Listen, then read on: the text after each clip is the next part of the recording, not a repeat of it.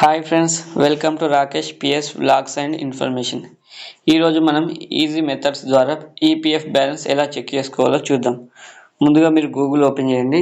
Google open చేసి అందులో PF balance check అని కొట్టండి.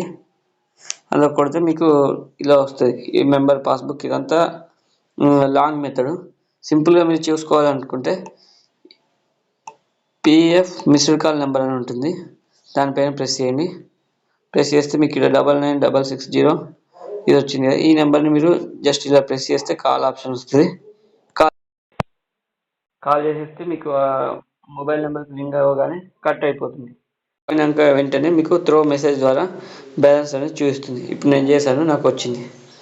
డియర్ మెంబర్ అని వచ్చేసి నా పేరు, నా date of birth, Aadhaar card number, pan card number, bank details, last ఎంత యాడ్ అయింది. లాస్ట్ ఎంత 2350 రూపాయలు యాడ్ అయింది. సో ఇలా మనకు ఈపీఎఫ్ బ్యాలెన్స్ అనేది సింపుల్ మెథడ్లో తెలుసుకోవచ్చు ఫ్రెండ్స్. ఈ మిస్డ్ కాల్ ద్వారా చెక్ చేసుకోవడం అనేది ఎవరికైతే ఆన్లైన్లో కేవైసీ కంప్లీట్ చేసి ఉంటారో వారికి మాత్రమే ఇలా మనకు టెక్స్ట్ మెసేజ్ ద్వారా మనం ఈపీఎఫ్ బ్యాలెన్స్ చెక్ చేసుకోవచ్చు. Thank you for watching this video. Please like, share and subscribe.